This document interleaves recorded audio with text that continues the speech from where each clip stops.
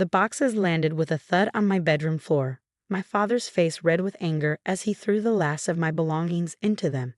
2 weeks of moping around after losing your job. That's enough. You're 23, Olivia. Time to grow up and stop being useless.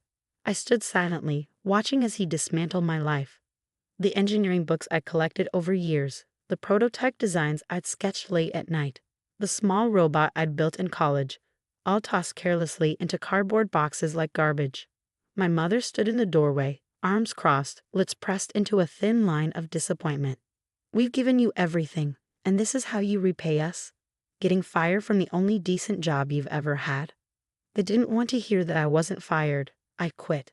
Morton Engineering had stolen my design for a revolutionary solar panel system, and when I confronted them, they'd offered me a choice: stay quiet and accept a promotion or leave.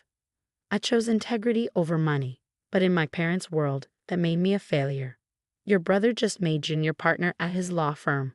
My father continued, his voice dripping with comparison. Your sister's about to become chief resident at Boston General, and you can't even keep a basic engineering job. The words stung, but I'd heard them all before. Since childhood, I'd been the family disappointment. My siblings followed the prescribed path: law school, medical school, prestigious careers. I chose engineering, driven by a passion for sustainable energy that my family dismissed as impractical idealism. We're done supporting you, my father declared, shoving the last box toward the door. You have until tonight to get out. Find somewhere else to waste your life.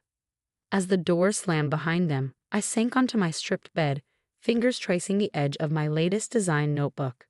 Inside were the plans they'd never bothered to understand. Blueprints for a solar energy system that could revolutionize how we power cities. Morton Engineering had seen the potential immediately. That's why they'd stolen it, counting on my youth and inexperience to keep me quiet. They didn't expect me to walk away. Neither did my parents. I had $3,427 in my savings account, a beat-up Honda Civic, and a dream that nobody believed in. But sometimes that's all you need. My first call was to Dr. Sarah Chen, my favorite professor from college. I need advice, I told her, explaining the situation with Morton Engineering. They stole my design, but I have something better, something they haven't seen yet. There was a pause on the line. Come to my office tomorrow morning. And Olivia, bring your notebooks. That night, I loaded my boxes into my car under my parents' cold stares. My sister Catherine stood in her scrubs, fresh from hospital rounds, shaking her head. You could have had such a nice career if you just followed the rules. My brother Michael didn't even look up from his phone. When you're ready to grow up, I might have a filing job at the firm. I drove away from that house knowing I'd never return, at least not as the same person they thought I was. Dr. Chen's office was cluttered with books and half-finished experiments, just as I remember from my college days. She listened intently as I explained my new design: a solar capture system that could generate twice the power of conventional panels while requiring half the space. Morton has the resources to develop your first design, she said thoughtfully. But this, she tapped my latest notebook, this is revolutionary. Have you filed a patent? I shook my head. I can't afford the legal fees. She smiled, reaching for her phone. Let me make a call. I know someone who might be interested in more than just patents. That someone turned out to be James Wilson, a venture capitalist with a track record of turning innovative green energy solutions into successful companies. He met me in a small coffee shop, dressed casually in jeans and a faded t-shirt. Dr. Chen says you've developed something extraordinary, he said, stirring his coffee. Show me. For the next hour, I walked him through my designs, explaining how my system could transform urban power grids. He asked sharp questions, challenged my assumptions, and finally leaned back with a thoughtful expression. Here's my offer, he said, sliding a folder across the table. Seed funding, technical support, and a team to help develop and patent your technology. In return, I want 30% equity in whatever company you build with this. I opened the folder. The number made me dizzy. Why? Because true innovation doesn't come from following rules, he replied. It comes from people crazy enough to believe they can change the world. Within a month, Titan Industries was born. We started in a small warehouse space, just me and 3 other engineers who believed in the vision. I worked 18-hour days, sleeping on an air mattress in my office, pouring every ounce of energy into proving my family wrong. The first prototype exceeded all expectations. The second attracted attention from major energy companies. By the end of our first year, Titan Industries had secured contracts with 2 major cities for pilot programs. I never changed my phone number, but my family never called. Through mutual acquaintances, I heard their dismissive comments. Of Olivia, she's doing some little startup thing. It won't last. They didn't know that their useless daughter had just closed a $50 million funding round. They didn't know that the waste of potential they'd kicked out was now employing over 100 people. They didn't know that the disappointment they dismissed was revolutionizing the energy sector. But they were about to find out. 5 years after being thrown out of my childhood home, I sat in my corner office on the 30th floor of Titan Tower, reviewing acquisition proposals. My assistant, Emma, knocked on the door. "Ms. Bennett, your brother's law firm just sent over an urgent meeting request. Wellington Industries is trying to acquire Morton Engineering, and they need Titan's approval since we hold key patents that Morton's been licensing." I picked up the folder, a smile playing at my lips as I read the details.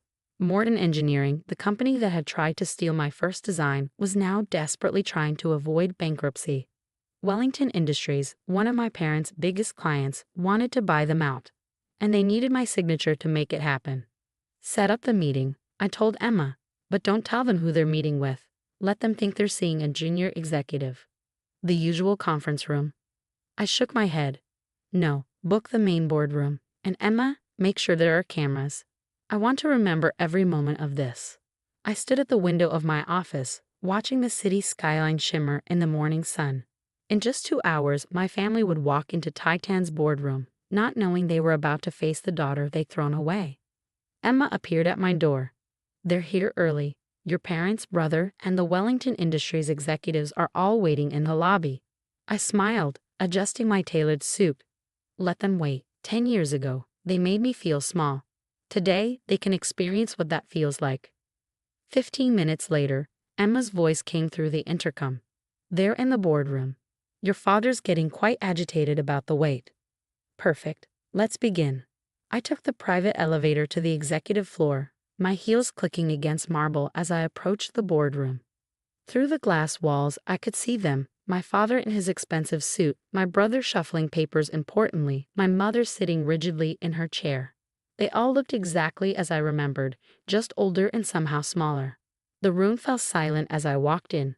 For a moment, nobody moved. Then my father's face went pale, my mother's hand flew to her throat, and my brother dropped his pen. "Oh, Olivia," my mother stammered. I took my seat at the head of the table, enjoying the weight of their stares. "Welcome to Titan Industries. I believe you're here about the Morton Engineering acquisition." My brother recovered first, his lawyer's instincts kicking in. "There must be some mistake. We're here to meet with Titan's CEO." "You are?" I replied calmly. "I founded Titan Industries 6 years ago. Those patents you need? I created them. That technology Morton's been licensing. Mine. The signature you're desperate to get. Also mine." Mr. Wellington, a gray-haired executive who'd known my family for years, looked between us in confusion. "Bennett, you never mentioned your daughter was." "Because they didn't know," I cut in smoothly. "They were too busy calling me useless to notice what I was building." My father stood up, his face flushing. "Now see here, Olivia." "No, you see here," I interrupted, my voice sharp. "You're in my boardroom now. You need my approval for this acquisition. So sit down and listen carefully." He sat, looking like he'd been slapped. I opened the folder in front of me.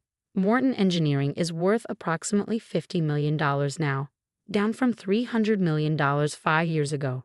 Want to know why? Because they built their success on stolen technology, my technology. But they could only copy my old designs.